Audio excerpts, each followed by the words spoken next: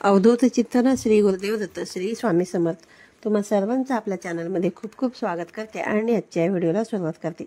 अज्ञानाकडून प्रकाशाकडे नेणारा सण म्हणून आपण दिवाळीकडे पाहत असतो. दिवाळीची खरी जी सुरुवात आहे तर ती वसुबारसेपासून होते. धनत्रयोदशीच्या आदल्या दिवशी म्हणजेच गोवत्स्य द्वादशीला हा सण साजरा केला जातो. अश्विन कृष्ण द्वादशी वसुबारस साजरी केली जाते. गोवत्स्य द्वादशी म्हणजेच गाई गुरांबद्दल कृतज्ञता व्यक्त करण्याचा हा दिवस असतो. वसू म्हणजेच द्रव्य अर्थात धन, त्यासाठी असलेली बारस म्हणजेच द्वादशी, म्हणून या दिवसाला गोवत्स्य द्वादशी असे देखील म्हटले जाते. आपल्या हिंदू धर्मामध्ये गायीला महत्त्वाचे स्थान असून तिचा सन्मान करण्याचा हा दिवस असतो. या दिवशी गायीची तिच्या पाडसासह पूजा करतात आणि या दिवसापासूनच अंगणात रांगोळी काढून दिवाळीच्या सणाची सुरुवात केली जाते. घरी गाई गुरे वासरे असणाऱ्यांकडे या दिवशी पुरणाचा स्वयंपाक केला जातो, नैवेद्य दाखवला जातो. वसुबारस कधी आहे, या दिवशी आपण गाई वासराची पूजा कशी करायची, त्याचबरोबर या दिवशी रमा एकादशी सुद्धा आहे. तर एकत्रित आपण या दिवशी पूजा कशी करायची याबद्दलची, या पूजेमागील महत्त्व काय आहे, या सर्व गोष्टींची माहिती आपण आजच्या व्हिडिओमध्ये पाहणार आहोत. त्यामुळे व्हिडिओ तुम्ही शेवटपर्यंत पहा. चॅनलवरती नवीन असाल तर चॅनलला नक्की सबस्क्राईब करा आणि असेच नवनवीन आणि माहितीपूर्ण व्हिडिओ पाहण्यासाठी आपल्या चॅनलला सबस्क्राईब करा आणि बेल आयकॉन देखील प्रेस करा. प्राचीन काळापासूनच बघा आपल्या भारतामध्ये हिंदू धर्मामध्ये गायीला पवित्र मानलं जातं. गायीच्या शरीरामध्ये 33 कोटी देव असतात असे मानले जाते, म्हणून तिला गोमाता असे देखील म्हटले जाते. तिची उपयुक्तता ओळखूनच प्राचीन काळापासूनच तिची पूजा करण्याची प्रथा पडली आहे. गायीच्या थोरवीमुळेच राजा दिलीप आणि भगवान श्रीकृष्ण यांनी गोसेवा केली. श्रीकृष्णाने तर स्वतःला गोपाळ म्हणून सुद्धा घेतले. आपण अनेक प्रसंगी दान करीत असतो, त्यामध्ये गोदान हे सर्वश्रेष्ठ दान मानले गेलेले आहे. ज्याचे घरी गाय तेथे विठ्ठलाचे पाय असे संत तुकाराम महाराजांनी सुद्धा म्हटलेले आहे. यावर्षी सोमवार 28 ऑक्टोबर रोजी अश्विन कृष्ण एकादशीला वसुबारस आणि रमा एकादशी आहे. त्यामुळे यंदाच्या वसुबारसला अनन्यसाधारण महत्त्व प्राप्त झालेले आहे. समुद्र मंथनातून 5 कामधेनू उत्पन्न झाल्या होत्या. त्यातूनच नंदा नावाच्या धेनूला उद्देशून हा सण साजरा केला जातो. तर पूजा कशी करायची, त्यासाठी काय काय साहित्य लागणार आहे हे मी तुम्हाला थोडक्यात सांगते. या दिवशी आपल्याला गाई वासराची मूर्ती लागणार आहे, गणपती बाप्पांची मूर्ती लागणार आहे, बालगोपाळांची मूर्ती लागणार आहे. आपल्या देवघरामध्ये असतातच. एकादशी असल्यामुळे बाळकृष्णाची मूर्ती आपल्याला लागणार आहे. एकादशी सुद्धा आहे, त्यामुळे आपल्याला बाळकृष्णाच्या मूर्तीची पूजा देखील करायची आहे. एका तांबण्यामध्ये तुम्हाला हळदी कुंकू घ्यायचं आहे, चंदन घ्यायचं आहे, तुपाचा एक दिवा घ्यायचा आहे, कापूर आरती घ्यायची आहे. त्याचबरोबर बघा तुळस घ्यायची आहे. एकादशी असल्यामुळे ही तुळस पूजेमध्ये आपल्याला ठेवायची. स्वच्छ पाणी घ्यायचं आहे, पंचामृत घ्यायचं आहे, विड्याची पाने घ्यायची आहेत, फुलं घ्यायची आहेत.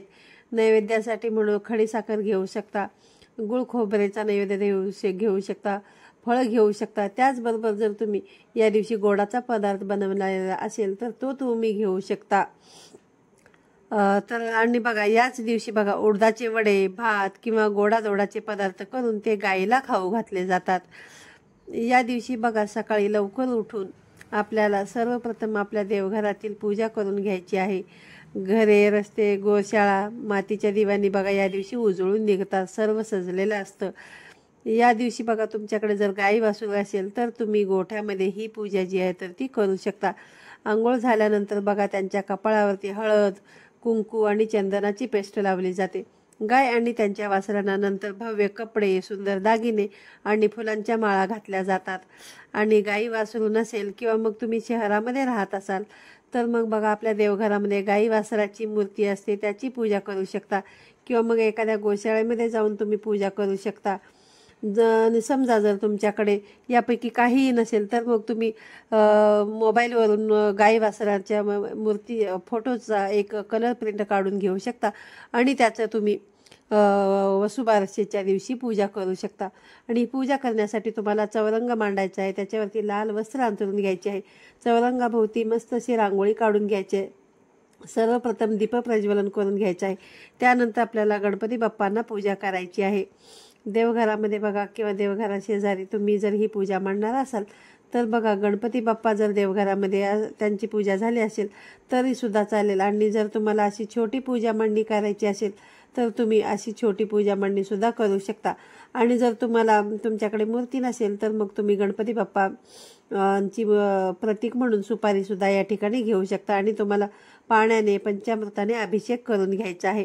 2 विड्याची जोड पानावरती आपल्याला गणपती बाप्पांना स्थापित करायचे आहे। 2 विड्याचे पानं घेऊन त्याच्यावरती अक्षता टाकायच्या आहेत आणि त्याच्यावरती हळदी कुंकू व्हायचं आहे आणि गणपती बाप्पांची मूर्ती असेल तर मूर्ती ठेवायची, सुपारी घेतली असेल तर सुपारी ठेवायची। त्यानंतर पुन्हा बघा तुम्हाला गणपती बाप्पांना हळद कुंकू, अक्षता, वस्त्र, फूल हे अर्पण करायचं आहे। वक्रतुंड महाकाय सूर्यकोटी समप्रभ निर्विघ्नं कुरु मे देव सर्व कार्येषु सर्वदा। बघा गणपती पूजन झाल्यानंतर आपण पुढील पूजा करायची आहे। या दिवशी बघा रमा एकादशी सुद्धा आहे। रमा एकादशीच्या दिवशी विष्णूंचा 8वा अवतार म्हणजेच भगवान श्रीकृष्ण या दिवशी न विसरता आपल्याला बाळकृष्णाची पूजा जी आहे तर ती करायची आहे। सर्वप्रथम आपण बाळकृष्णाला पाण्याने अभिषेक घालून घ्यायचा आहे। त्यामध्ये बघा तुम्ही ओम नमो भगवते वासुदेवाय, ओम नमो भगवते वासुदेवाय, ओम नमो भगवते वासुदेवाय या मंत्राचा जप करत आपल्याला अभिषेक करायचा आहे। त्यानंतर पंचामृताने देखील तुम्हाला भगवान श्रीकृष्णांना अभिषेक करून घ्यायचा आहे आणि अभिषेक करून झाल्यानंतर कोरड्या कपड्याने बाळकृष्णाची मूर्ती जी आहे तर ती पुसून घ्यायची आहे। त्यानंतर बाळकृष्णांनाही तुम्हाला जोड विड्याच्या पानावरती बाळकृष्णाची मूर्ती या ठिकाणी तुम्हाला स्थापित करायचे। विड्याची पानं ठेवायची, त्याच्यानंतर तांदूळ ठेवायचे, हळदी कुंकू अर्पण करायचे आणि त्याच्यावरती आपल्याला कृष्णाची मूर्ती ठेवायची आहे। आणि त्यानंतर पुन्हा बाळकृष्णाला आपल्याला वस्त्र अर्पण करायचे आहे। त्याचबरोबर बघा चंदन, हळद अर्पण करायचे आहे, फुलं अर्पण करायची आहेत आणि न विसरता आपल्याला बघा तुळशीपत्र सुद्धा भगवान श्रीकृष्णांना अर्पण करायचं आहे। रमा एकादशीच्या बघा कारणामुळे जर बाळकृष्णाची बघा पूजा सकाळी केली तरी सुद्धा चालेल। या दिवशी बघा गायीची पाडसासह संध्याकाळी पूजा केली जाते। घरात लक्ष्मीचे आगमन व्हावे या उद्देशाने या दिवशी सवत्स धेनूची पूजा करण्याची पद्धत आहे। श्री गणेशाची आणि बाळकृष्णाची आपली पूजा करून झाली नंतर आपल्याला बाळकृष्णाला गणपती बाप्पांना धूप दीप दाखवून घ्यायचं आहे। त्यानंतर आपण बघा गाई वासराची पूजा देखील करून घ्यायची आहे। असे म्हटले जाते की समुद्र मंथनातून नंदी, शुभदा, सुरभी, सुशीला आणि बहुला या 5 कामधेनू जन्माला आल्या होत्या। त्यांच्या पूजनासाठी हा दिवस साजरा केला जातो। या दिवशी स्त्रिया आपल्या संततीच्या सुखासाठी आणि दीर्घायुष्यासाठी उपवास देखील करत असतात। असे देखील मानले जाते की जे जोडपे बघा गायीची पूजा करतात आणि या दिवशी व्रत ठेवतात त्यांना लवकरच अपत्यप्राप्ती देखील होत असते। तर या दिवशी भक्त कोणतेही दुग्धजन्य पदार्थ किंवा गव्हाचे पदार्थ खाणे जे आहे ते टाळले जातं। हा सण भारतातील अनेक भागांमध्ये फार मोठ्या उत्साहाने साजरा केला जातो आणि जे लोक बघा ते उत्सव करतात त्यांना आनंद आणि समृद्धी प्राप्त होते। घरामधील सर्वांनी गायीच्या पायावरती पाणी घालायचं आहे। त्यानंतर हळद कुंकू, फुले, अक्षता वाहून घ्यायचे, फुलांची माळ गायीच्या गळ्यात घालायची आहे, निरांजनाने ओवाळून घ्यायचा आहे। केळीच्या पानावरती पुरणपोळी गोडाचा नैवेद्य केलेला असेल तर तो गायीला खाऊ घालायचा आहे। बऱ्याच महिला बघा या दिवशी उपवास देखील करत असतात। आपल्या मुलाबाळांना चांगले आरोग्य मिळावे, सुख लाभावे म्हणून ही पूजा केली जाते। या दिवशी स्त्रिया बाजरीची भाकरी आणि गवारीच्या शेंगाची भाजी खाऊनच हा उपवास सोडत असतात। या दिवशी बघा दुधाचे पदार्थ, तळलेले पदार्थ खात नाहीत। तर गाईला बघा पाण्याने आणि पंचामृताने अभिषेक घालून घ्यायचा आहे। तुमच्याकडे जर बघा पितळेची मूर्ती नसेल तर मग तुम्ही नक्कीच खरेदी देखील या दिवशी करू शकता, कारण पितळेची मूर्ती या दिवशी घरामध्ये आणणं आणि त्यातल्या त्यात गाई वासराची मूर्ती आणणं अत्यंत शुभ मानले जाते।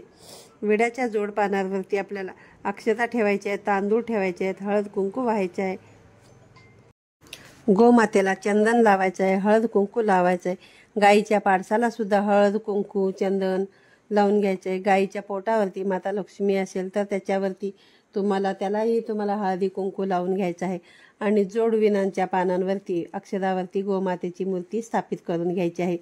अक्षता व्हायची आहेत, फुलं व्हायची आहेत, गोमातेला बघा धूप दीप दाखवून घ्यायचा आहे आणि हात जोडून नमस्कार देखील करायचा आहे। धार्मिक पुराणानुसार बघा सर्व देवता गोमातेमध्ये असल्याची मान्यता आहे।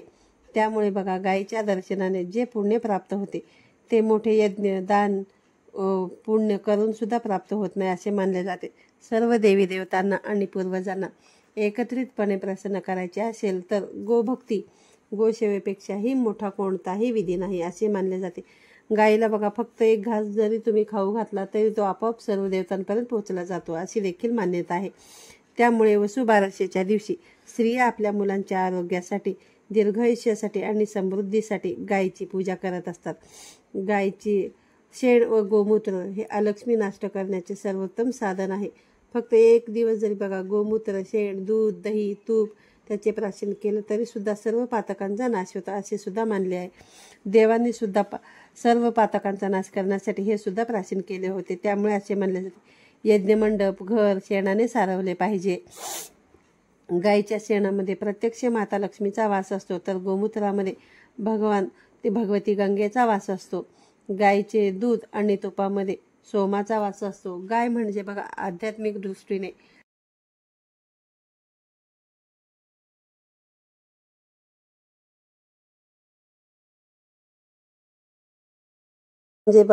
आध्यात्मिक दृष्टीने उषेचा किरण आहे. पुराणानुसार पापाचा भार वाढल्यावरती पृथ्वी गायीचे स्वरूप धारण करून भगवान विष्णूंजवळ जाऊन राहते. याचे प्रतीक हे आहे.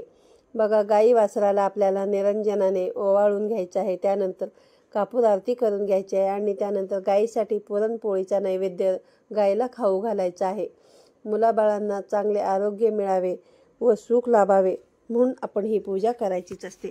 या दिवसापासून संध्याकाळी घरातील तुळशी पुढे आणि दारामध्ये परिसरामध्ये दिवाळी सणाचे सुरुवात होत असते. त्यानिमित्त आपण पणत्या लावून रोषणाई नक्कीच करून घ्यायची आहे. कुठलाही सण उत्सवाचा हाही एक संस्कार आपल्या मनावरती कायम कोरलेला असतो. बघा वय मोठं झालं तरी तो कधीच पुसला जात नाही.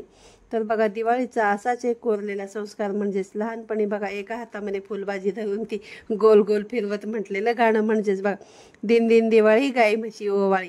गाई म्हशी कुणाच्या? लक्ष्मणाच्या. लक्ष्मण कुणाचा? आईबापाचा. दे माई खोबऱ्याची वाटी, वाघाच्या पाठीत घालील काठी. या गाण्याची आठवण बघा नक्कीच होते. बघा असे ह्या गाण्याची आठवण होणार नाही अशी एकही दिवाळी आपली साजरी होत नाही. बघा प्रथेप्रमाणे गाय किंवा कामधेनू आपल्या हिंदू संस्कृतीनुसार सर्वात पवित्र प्राणी आहे. कामधेनू ही मूळची स्वर्गात राहणारी देवी गाय आहे. कामधेनू गाय तुमच्या सर्व इच्छा पूर्ण करू शकते. म्हणून बघा वास्तुशास्त्रामध्ये संपत्ती आणि आनंद मिळवण्यासाठी घरामध्ये कामधेनूची मूर्ती ठेवण्याची देखील कल्पना केली गेली आहे. त्यामुळे तिला वास्तू कामधेनू गाय असे देखील म्हटले जाते. स्नेहाच्या दिव्यात तेवते वात तेजाची, स्नेहाच्या दिव्यात तेवते वात तेजाची. वसुबारस म्हणजे पूजा धेनू वासराची. पूजा करून झाल्यानंतर आरती करायची. त्याच्यानंतर नैवेद्य दाखवून झाला की नैवेद्य दाखवताना एक मंत्रसुद्धा म्हणायचं आहे.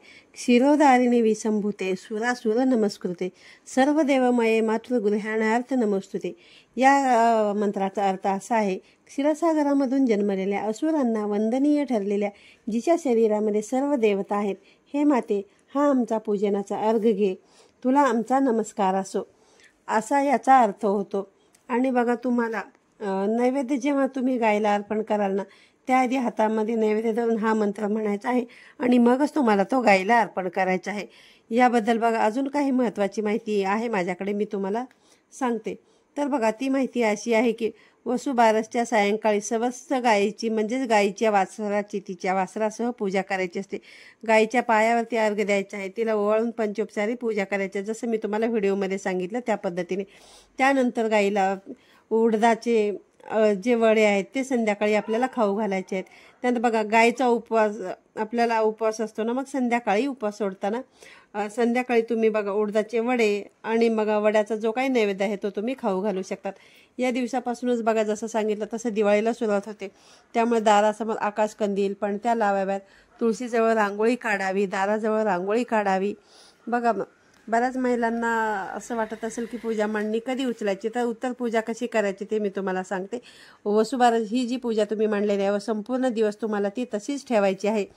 आणि दुसऱ्या दिवशी बघा सकाळी पूजा जी आहे तर तिची आपल्याला विसर्जन करायचे, उत्तर पूजा करायची आहे. उत्तर पूजा कशी करायची तर बघा सकाळी उठल्याबरोबर आंघोळ झाल्यानंतर सगळ्यात पहिले बघा अगोदर पूजेसमोर तुम्हाला दिवा लावायचा आहे. सर्व वस्तूंना तुम्हाला हळद, कुंकू, अक्षता अर्पण करायचे आहेत. त्यानंतर साखरेचा नैवेद्य दाखवायचा आहे आणि सगळ्या गोष्टींना नमस्कार करून आणि मनोभावे तुम्हाला मनापासून प्रार्थना करायची आहे, क्षमा प्रार्थना करायची आहे की हे गोमाते, मी अगदी मनापासून साध्या भोळ्या मनाने तुझी सेवा केलेली आहे, तुझी पूजा केलेली आहे. या पूजेमध्ये माझ्याकडून काही चुका झाल्या असतील तर तू मला माफ कर. गणपती बाप्पांचं सगळ्या देवीदेवतांचं स्मरण करून आपल्याला क्षमा प्रार्थना मागायची आहे आणि त्यानंतर या सगळ्या वस्तू ज्या आहेत तर त्या आपल्याला उचलायच्या आहे. मूर्ती जी आहे ती तुम्हाला मूर्ती तिच्या जागी ठेवून द्यायची आहे आणि मूर्ती बघा परत दुसऱ्यावरती मोठी घेतली असेल तर तुम्ही दुसऱ्यावरती पुन्हा वापरू शकता. ती व्यवस्थित पॅक करून तुम्ही व्यवस्थित बांधून ठेवू शकता. त्यानंतर बघा जे काही खायचे पदार्थ वगैरे ते आपण सगळ्यांनी प्रसाद म्हणून ग्रहण करू शकतो. तर अशी अगदी साध्या आणि सोप्या पद्धतीने ही गोवत्स पूजा करायची आहे. पूजेला बघा या खूप महत्त्व आहे, त्यामुळे ही जी पूजा आहे ती नक्की करा. तर वसुबारस म्हणजे पूजा धेनू वासराची. दिवाळीचा पहिला दिवस वसुबारस निमित्त बघा सर्वांना मंगलमय शुभेच्छा देते. ही दिवाळी तुम्हाला आणि तुमच्या कुटुंबियांना सुखाची, समृद्धीची आणि भरभराटीची जाऊ ही स्वामींच्या चरणी प्रार्थना करते. आणि आजच्या या व्हिडिओ आवडला असेल तर व्हिडिओला लाईक करा, शेअर करा. पुन्हा भेटूया अशाच एका नवीन आणि माहितीपूर्ण व्हिडिओमध्ये. तोपर्यंत सर्वांना श्री स्वामी समर्थ.